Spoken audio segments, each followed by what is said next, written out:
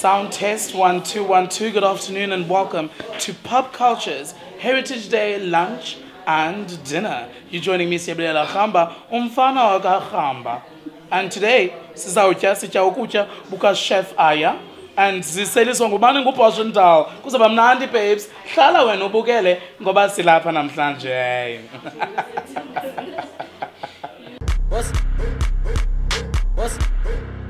Hi guys, and welcome to this episode of Pap Culture. Welcome to Heritage Dinner, guys. It's that time of the year again and we're back. This time we did things a little bit different. We are attempting to reimagine heritage. It's tradition.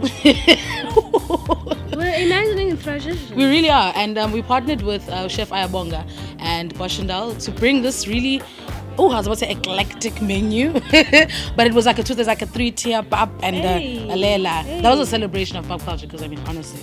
So we're basically going to be chatting to a couple of people, just, you know, to find out what are people's perspectives on reimagining culture and how do we actually carry it forward in modern times. Are we supposed to keep it traditional the way our parents taught us and our grandparents?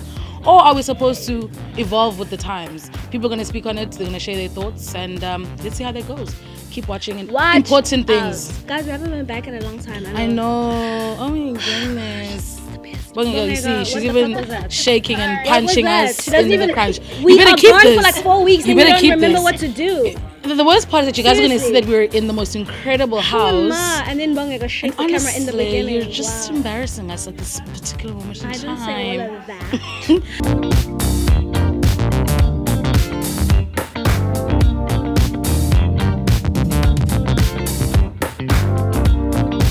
Today we're here to celebrate Heritage Day, and the idea and the notion of heritage being reimagined and being modernized and being turned into something else has been quite a sensitive topic in today's generation, because we've got half of the individuals saying let's hold on to the authenticity and how things had been done 20-30 years ago, and we've got another group of individuals that are thinking of the future.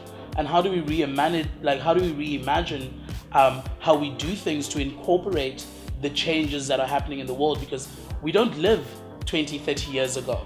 A big thing for me though is this idea of the fact that in South Africa our heritage is so important to us, because we come from a place where majority of the individuals that live in this nation were told that they were worthless and who they were was not important, and they were made to feel less. And that type of inferiority complex that's built over generations of individuals is going to take a lot of time to break down. So it's our parents that are saying, this is who we are, this is how we do things, and trying to hold on to that. And I understand the beauty behind it. But then it's our generation that's also saying, look, times are changing. You've worked, right? Now you need to reap the benefits from your work.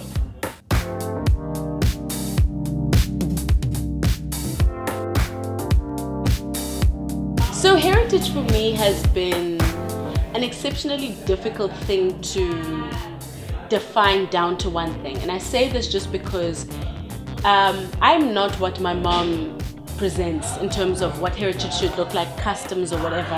And my mom has understood that and allowed me to create or to present a heritage ngendlela that makes sense for Noxolo, right?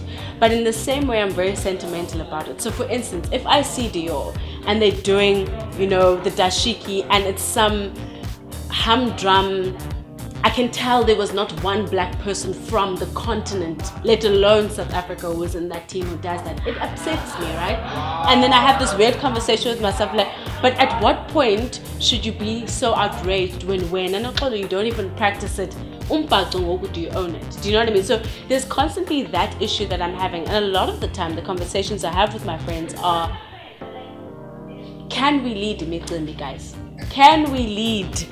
Can we do it? You know what I mean? Because our parents have been so kind and so gracious to expose us to these things, but also in a sense, you know, it's allowed us to kind of get away and slip out. And not everyone's like me. I'm talking about my personal experience. So Heritage Day for me is a personal thing, but more of a reflection, just because I realize as far as we're moving, a lot of what's happening is also a regression, and having to make peace with the idea that my culture could look very different in the next 10 years because the industry says that, you know, we're trying to have campaigns that make sense for other people. But my most important issue is that if we're going to make it expand, and I want it to be global, put the people who represent it, who are it in the team, so that even if it looks like different than it was for Mama, it's authentic, it's honest, and it's not borrowed.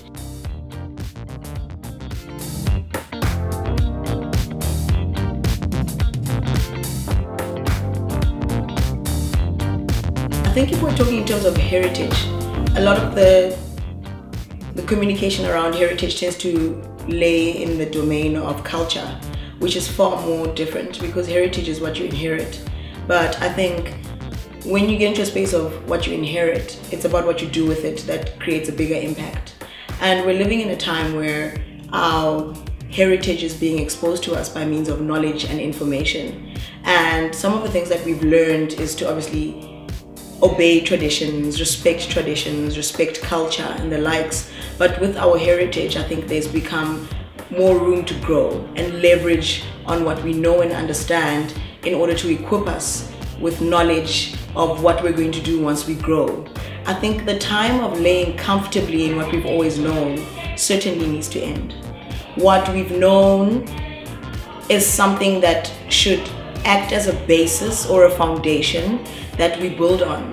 There's definitely no more time to allow people to tell our stories because we've seen so many times in our social groups, in the media, by means of social media, how we're utterly against some of the things that we think, the things such as brands that we've been relying on are so incorrect in terms of representing what we have to share and what we're about. And I think the time now, especially 2018, there were so many years of just inquisition, unwrapping things and allowing them to unfold. But 2018 really set the pace and the tone for us to start really defining or redefining what we've always understood, but also standing firm against the inhibitions that have really taken to define what we really are and what we're really about.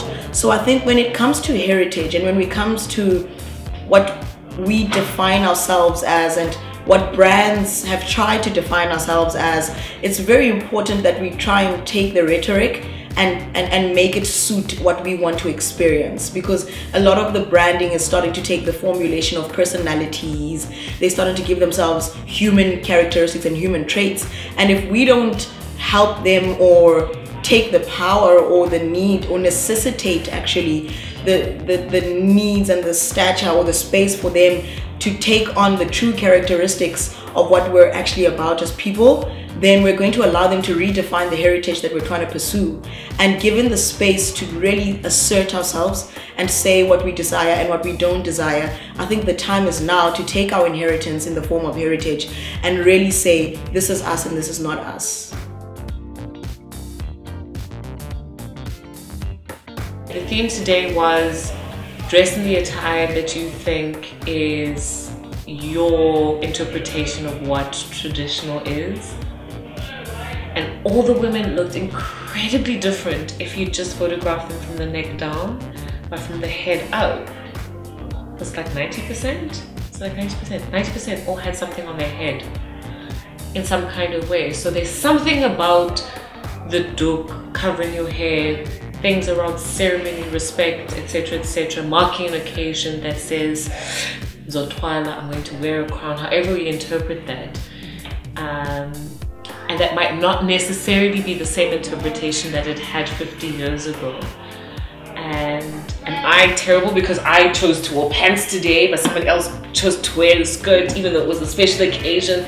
These are the things, these are conversations that we can continue to have, but I think if we can continue to have these conversations without demonizing people for the choices that they choose to make, and we can continue to keep the conversation open, then we will continue to make cultures move forward. But if we berate people, this is right and this is wrong, and if we exist on this binary, then I think we're holding ourselves back. You have seen what we had to bring you for our 4th annual heritage dinner, lunch / I don't know, lunch something. Is it a lunch in the day? I think it was lunch into dinner, right? No. But you know, we were thinking about what we can do to reimagine, you know, like traditions and stuff like that. And so, you know what you have to do? You have to like, share, comment, watch, and subscribe. We have to send a big thank you to one of our chefs. Chef Aya, not even one of our chefs, the only chef for today, and one of our big sponsors and favorite lovers, Boschendal. Thank you so much for the love, and see you next time. Bye.